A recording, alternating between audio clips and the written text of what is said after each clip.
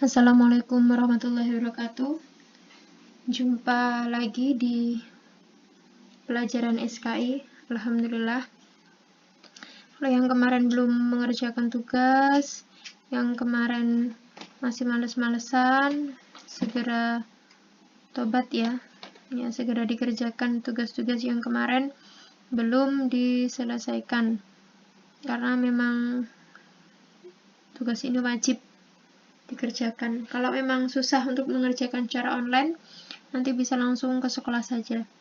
Oke, di pertemuan kedua SK ini kita akan membahas tentang proses penyebaran agama Islam atau proses pengislaman orang-orang di Indonesia.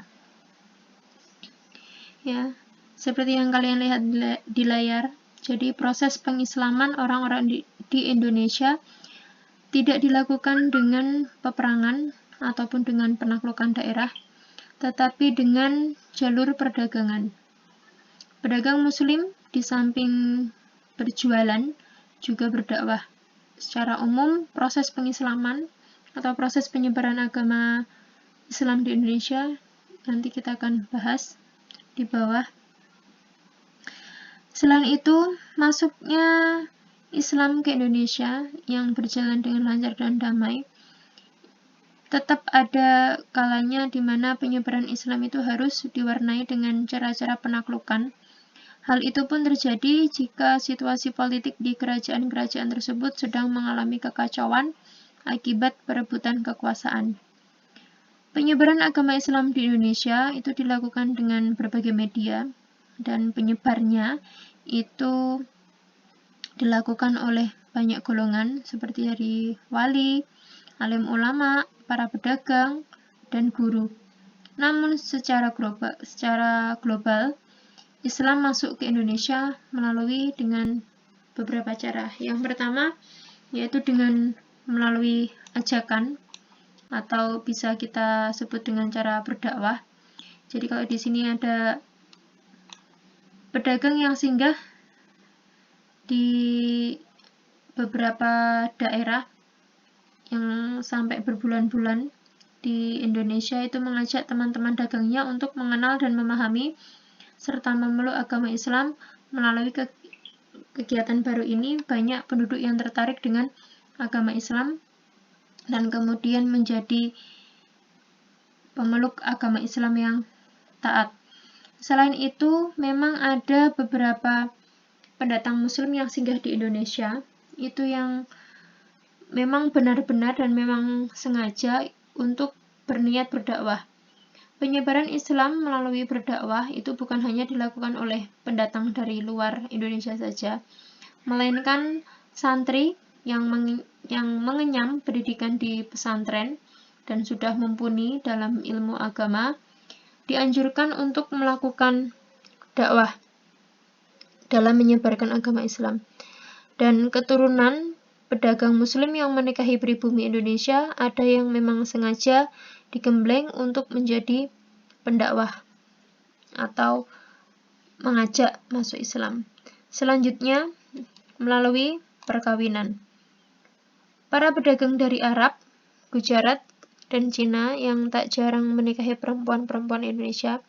Dengan pernikahan ini, maka terbentuklah keluarga-keluarga muslim yang kemudian menurunkan keluarga-keluarga muslim pula secara bergenerasi. Dalam perkembangan berikutnya, mereka membentuk masyarakat muslim yang semakin besar. Sementara itu, sebelum menikah, biasanya orang-orang atau wanita-wanita yang pribumi itu disuruh untuk mengucapkan syahadat sebagai tanda menerima Islam sebagai agamanya. Nah, melalui proses perkawinan ini, kelompok mereka semakin besar dan lambat laun berkembang dari komunitas kecil menjadi kerajaan-kerajaan Islam. Selanjutnya, melalui perdagangan. Salah satu jalur masuk agama Islam di Indonesia adalah dengan melalui perdagangan. Hubungan ini tidak jarang menjadi jalan penyebaran agama Islam. Saat berinteraksi dagang, para pedagang muslim menyisipkan ajaran Islam Dengan cara ini, tidak sedikit para pedagang beralih memeluk agama Islam. Pedagang-pedagang Islam itu biasanya dari Arab, Persia, dan Gujarat. Mereka ini termasuk orang-orang atau pedagang-pedagang yang memegang peranan penting dalam penyiaran agama Islam di Indonesia. Masuknya Islam di Indonesia pun juga melalui media perdagangan yang terjadi pada tahap awal, yaitu sejalan dengan ramainya lalu lintas perdagangan laut pada abad ke-7 hingga abad ke-16. Pada masa itu, para pedagang muslim yang berdagang ke Indonesia semakin banyak, sehingga pada akhirnya membentuk sebuah pemukiman yang disebut Pekojan.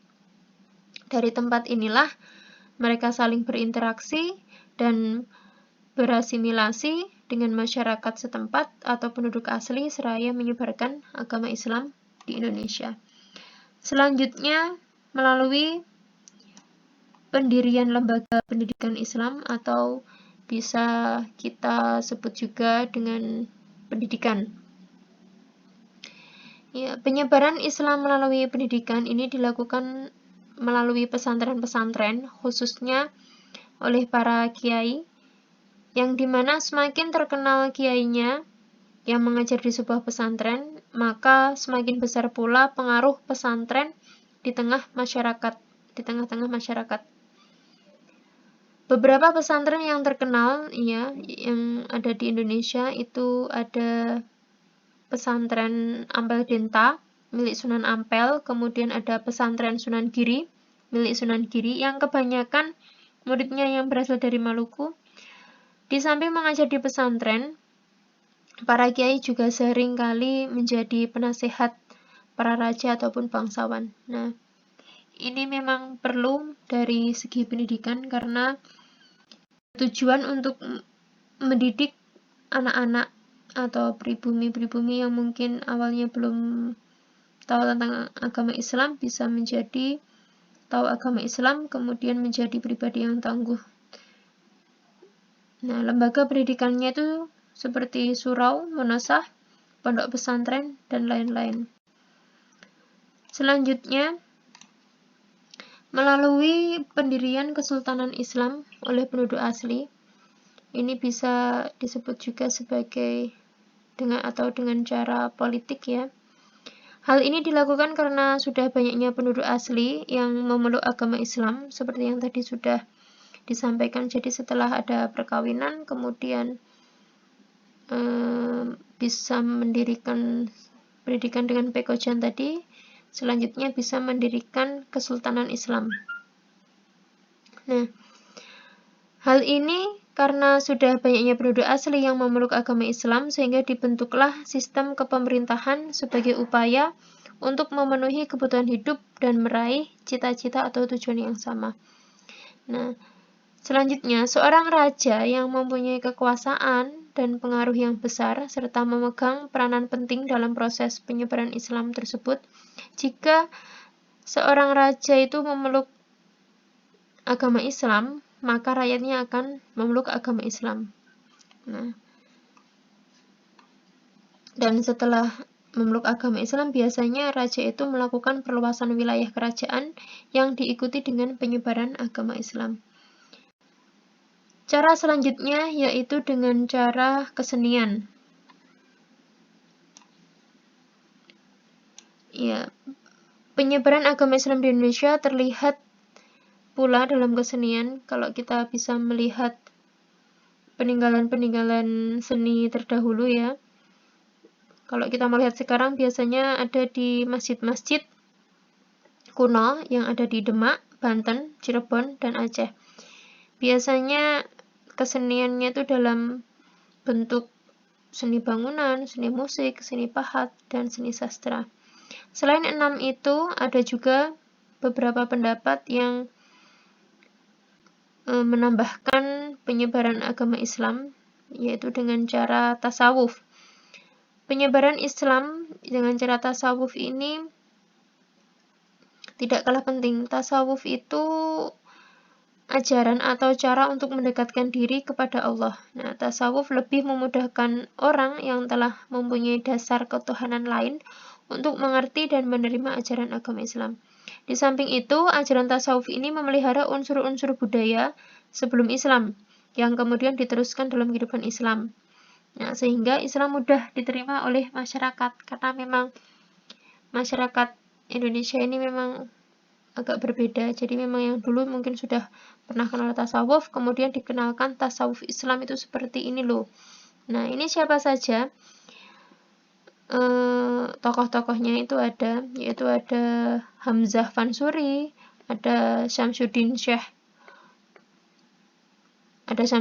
Hamzah Fansuri, ada Syamsuddin, kemudian Syekh Abdul Somad, dan ada Nurdin Al-Raniri. Nah, mungkin itu untuk pertemuan hari ini. Jadi kita tadi telah membahas tentang proses pengislaman orang-orang di Indonesia atau proses penyebaran agama Islam di Indonesia dengan cara apa? Yang pertama melalui ajakan, yang kedua melalui perkawinan, yang ketiga melalui perdagangan, keempat melalui pendirian lembaga pendidikan agama Islam atau bisa disebut juga dengan pendidikan. Kemudian melalui pendirian Kesultanan Islam oleh penduduk asli atau bisa disebut juga dengan jalur politik. Kemudian ada kesenian dan tambahan yang tadi dengan cara tasawuf. Oke, mungkin cukup itu dari Ustadzah. Sekian. Assalamualaikum warahmatullahi wabarakatuh.